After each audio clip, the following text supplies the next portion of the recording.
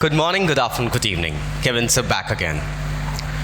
Standard 12th NCERT books की series में हम जो पोएम्स कवर कर रहे हैं उसमें जॉन कीट्स ने एक बहुत ब्यूटीफुल पोएम लिखी है, अ थिंग ऑफ ब्यूटी। ये एक बहुत फेमस इंग्लिश प्रोवर्ब बन गया है, एक ऐसा प्रोवर्ब जिसे हम अक्सर अपनी बातों में यूज़ करते हैं, फिलोसफिकल, स्कोलास्टिक, एकेडमिक और थ्योरेटिकल वेज में, जिसको हम बहुत अच्छे से इफेक्टिव वे में मानते हैं। That is a thing of beauty is Joy for ever. लेकिन क्या कभी हमने इस प्रोवर्ब, इस फ्रेज़ का मतलब समझा है? चलिए, बहुत लकी हैं हम कि हमें स्टैंडर्ड 12th में ये पोएम मिलती है। पोएम का समराइजेशन शुरू करने से पहले मैं चाहूँगा आपको जॉन कीट्स के बारे में बताना। जॉन कीट्स बेसिकली एक ब्रिटिश रोमांटिक पोएट थे।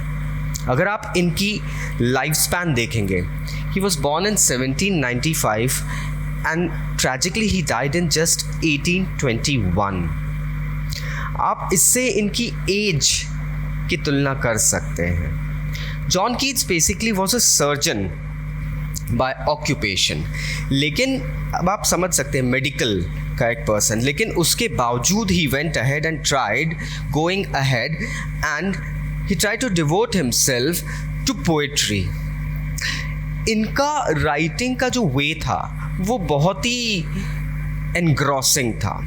He used to go ahead and take his readers into a full nature of exploring the beauty, exploring the things, feeling delighted with the words and the way he used to write the things. ये जो poem है, ये इनकी एक book है जिसके अंदर एक पूरी पोएम लिखी हुई है, एंडेमियन। ये उसका एक एक्सर्प्ट है। एक्सर्प्ट मतलब एक छोटा सा पीस होता है दोस्तों। ये एक ग्रीक लेजेंड के ऊपर बेस्ड है। इसमें है ये कि एंडेमियन बेसिकली एक शेपर्ड है जो कि फेमस गॉडेस सिंथिया, जो मून गॉडेस है, उसका विजन करता है। एंड सिंथिया गॉडेस के विजन के बाद में ये यूथ डिसाइड करता है कि मैं पूरी दुनिया घूमूंगा, मुझे सिंथिया का ही मिल जाए। एक बार उसे विजन आता है, मतलब एक सपना आता है, that I wish to go ahead and have a relationship with the moon goddess, that is Cynthia. It happens so. Now let's go ahead and have a look at the poem. He travels the whole world. पूरी दुनिया घूमते हैं. The seas, the bottom of the seas, the top of the mountains. Mount Latmus करके जगह है जहाँ पे he has this vision. A thing of beauty is joy forever. Its loveliness increases. इससे पहले एक एक्सरसाइज हो जाए, चलिए आप लोग अपनी आईज क्लोज करके अपनी लाइफ का एक खूबसूरत सा लम्हा याद करिए। एक वेकेशन, एक ट्रिप, एक ऐसी जगह, एक कोई सा चेहरा। हो सकता है आपके घर में कोई आप छोटा सा बेबी हो, आपके पेरेंट्स हो, या कोई स्पेशल फ्रेंड हो। Never know that, but trust me, if you close your eyes and remember that face, and then if I ask you to open your eyes and go ahead and explain it to me, आप उसको और खूबसूरती के साथ explain करेंगे। हम कभी अपने दोस्तों को किसी जगह के बारे में जाने का बताते हैं, हम बताते हैं कि वो जगह बहुत ही खूबसूरत जगह है, वो जगह बहुत ही प्यारी जगह है। हम कैसे उसका बखान करते हैं? How do we describe it? व्याख्यान जिसे हिंदी में कहते हैं। How do we do that? That is very interesting, intriguing. You feel, you make that person involved into it as if that person is there. तो यही बात कही गई है। A thing of beauty is joy forever. Its loveliness increases. उसकी जो खूबसूरती है वो हमेशा बढ़ती जाती है। हर बार आप उसके बारे में कुछ सोचेंगे, कहेंगे, बोलेंगे या सुनेंगे, आपको और बेहतर कुछ लगेगा या सुनाई देगा। It will never pass into nothingness. और ये ब्यूटीफुल चीज़ या वस्तु जो होती है, या कोई सी भी वस्तु, इंसान, जगह, जो भी चीज़ है, इसकी कोई अंत सीमा नहीं होती है। There is no end to it. The more you speak about it, the more it will get spread, the more people will feel enchanted, emancipated, but will keep above a quiet for us and a sleep full of sweet dreams and health and quiet breathing. अब बावर क्या होता है? बावर एक ऐसा झुरमुट होता है जंगलों में कहीं पे, जहाँ पे खूब सारे पेड़ वगैरह हो, वहाँ पे चिड़ियाओं की, जंगल की आवाज़, जानवरों की आवाज़, खूब सारी एक अलग तरीके का शोर हो रहा है। लेकिन उस शोर में भी एक खूबसूरत चीज़ का एहसास, उसका विजन आपको उस शोरगुल से थोड़ा दूर कर देता है। बहुत अच्छी नींद, it will provide us a beautiful sleep with a beautiful dream. You know, आदमी ड्रीम कब करता है? जब वो गहरी नींद में शांत होके सोता है। That's what. एंड अच्छी नींद आएगी तो डेफिनेटली हेल्थ आएगा and quite breathing. You will be at peace, my friends. That's what he says over here. Therefore, on every morrow are we wreathing a flowery band to bind us to the earth. Every morrow, अगर आप यहाँ देखिए तो John Keats usually Shakespearean English follow करते थे। तो ये जो मोरो वर्ड है, this is basically taken from tomorrow. तो every coming day what are we doing? We are wreathing a flowery band. Wreathing मतलब एक माला बना रहे हैं, एक फ्लावरी माला, फूलों की माला बना रहे हैं। To bind us to the earth, हम इस धरती से, इस धरती के द्वारा, now comes the real crux of the poem.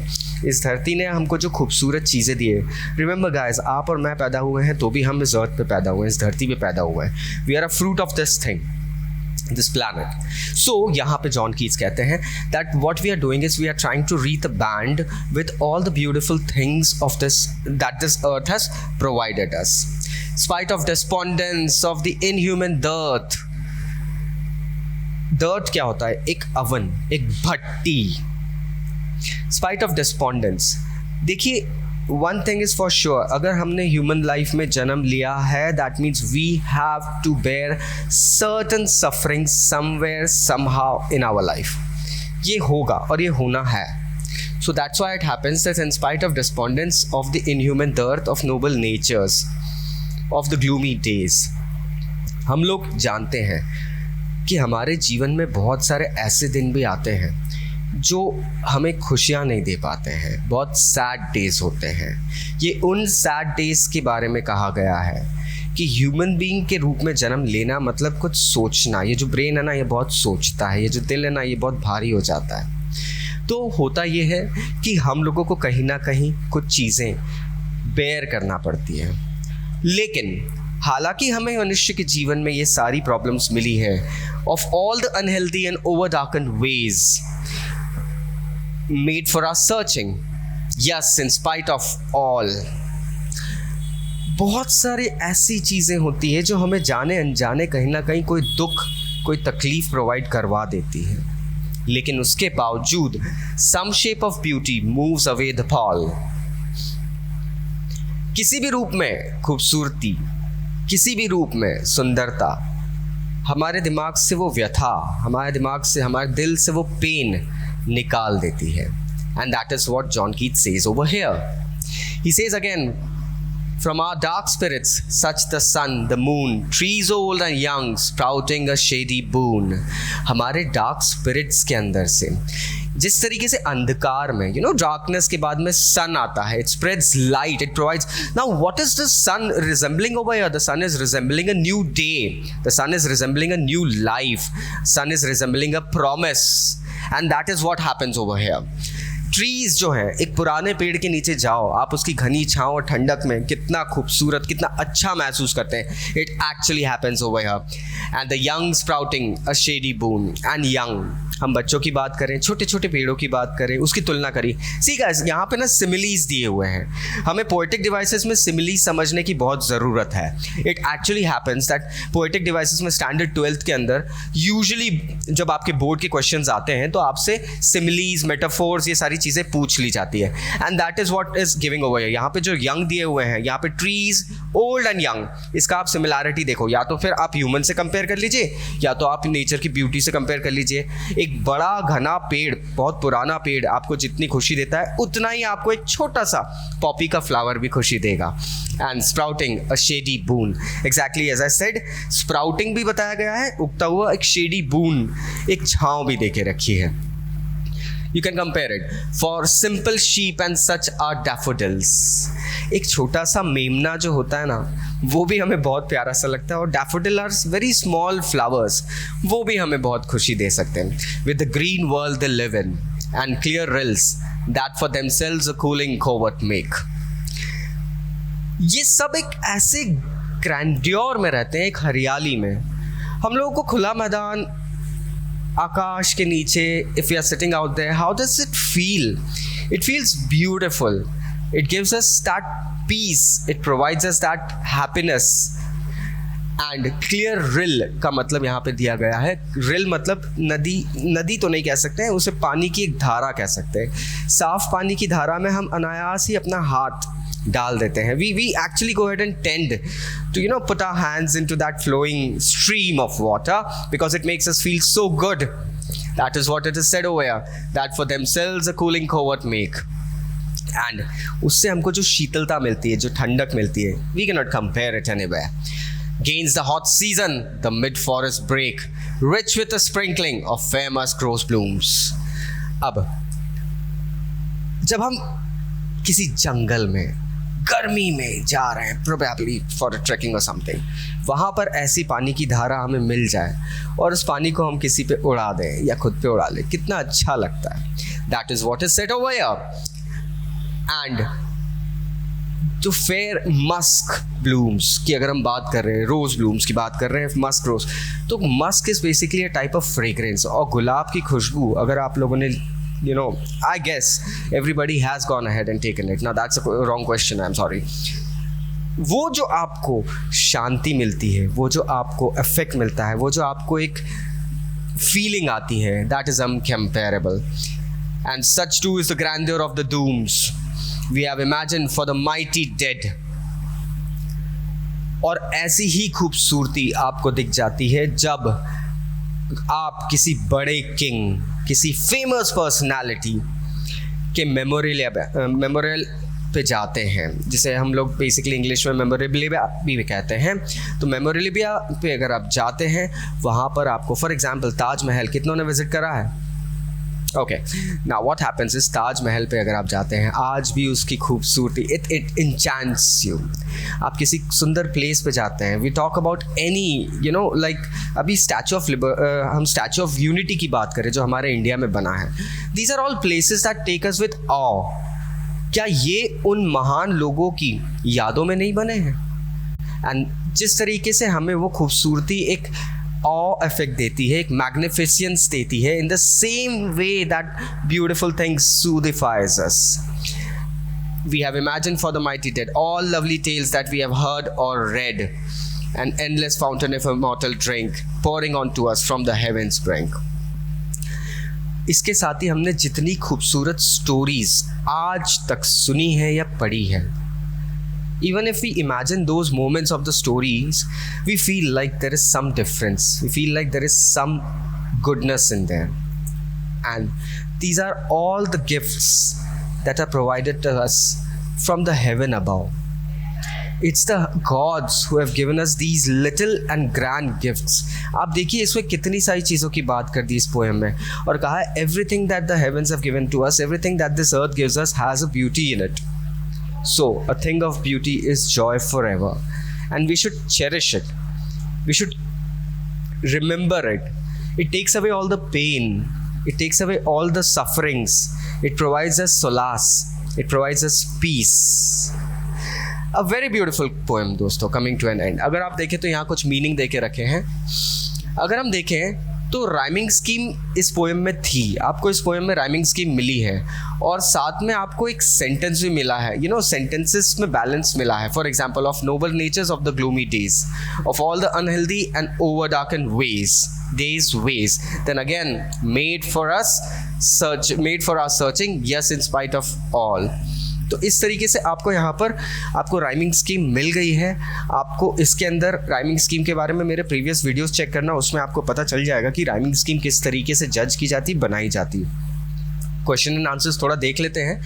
List the things of beauty mentioned in the poem. कितनी सारी चीज़ों के बारे में बताया गया है. डैफोडिल्स के बारे में बताया गया है, ओल्ड ग्रोन ट्रीज के बारे में बताया गया है, ओल्ड मॉन्यूमेंट्स के बारे में बताया गया है.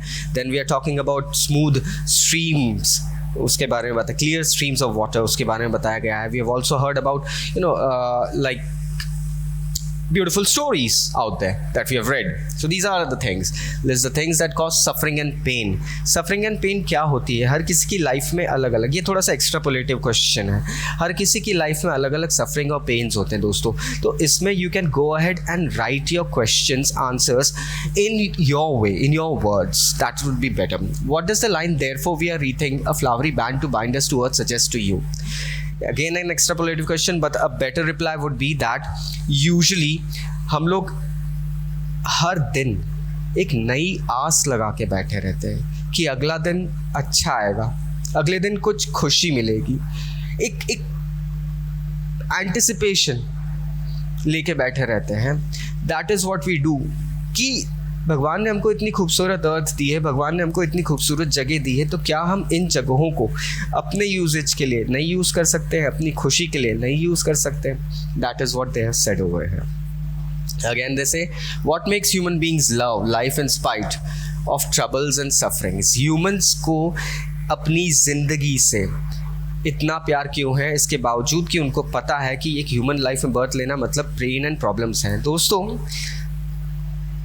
इसका सूटेबल आंसर मैं यूजुअली स्टूडेंट्स को यही कहता हूँ कि इन सारी प्रजातियों में से we are the only species that share a beautiful process called relationship. We have got feelings.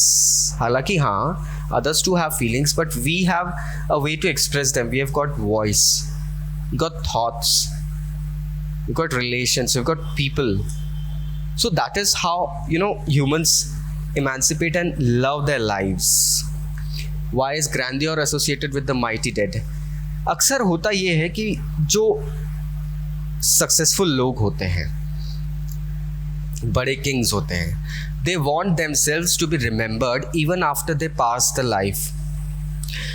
That's why what they do is they actually go ahead and get themselves built some big monuments, or they built it themselves so that people may remember them, so that people may go ahead and talk to them and seek to it that fine, yes, there is something that actually can help out us, can help people to remember us even after when we have gone. इसलिए grandeur को mighty dead के साथ में करा गया. और बड़े लोग होते हैं दोस्तों, तो उनकी लाइफस्टाइल एंड वे काफ़ी डिफरेंट रहता है. Do we experience things of beauty only for short moments, or do they make a lasting impression on us? क्या हमें कोई सी भी खूबसूरत एहसास, कोई सी भी खूबसूरत चीज़ क्षण मात्र के लिए मिलती है, या every time when we remember it, it brings back the same beautiful smile, the same beautiful thought in our hearts? Yes, it does. It does bring out the same beautiful thoughts and smiles and moments back again to us. We actually enlive them again. We encash that beauty, that moment once again, and feel happy. What image does the poet use to describe the beautiful bounty of the earth? अर्थ को किस तरीके से बताया गया है? Poet ने बताया, अर्थ पे हमको ग्रीनरी मिलती है, अर्थ पे हमको छोटे से छोटे फ्लावर्स से लेके ओल्ड रिच शेडी ट्रीज मिलते हैं, अर्थ पे हमको क्लियर रिल्स मिलती है, हमको छोटे छोटे मेमने तक मिल जाते हैं. A beautiful thing out there. It can be a person, it can be a living thing, it can be a monument, it can be a non-living thing, it can be a landscape, a scenario, everything. So many things are there. So that is what happens over here. So here the poem ends. If you still have any doubts, do start and question. Thank you so much. Take care. Bye-bye.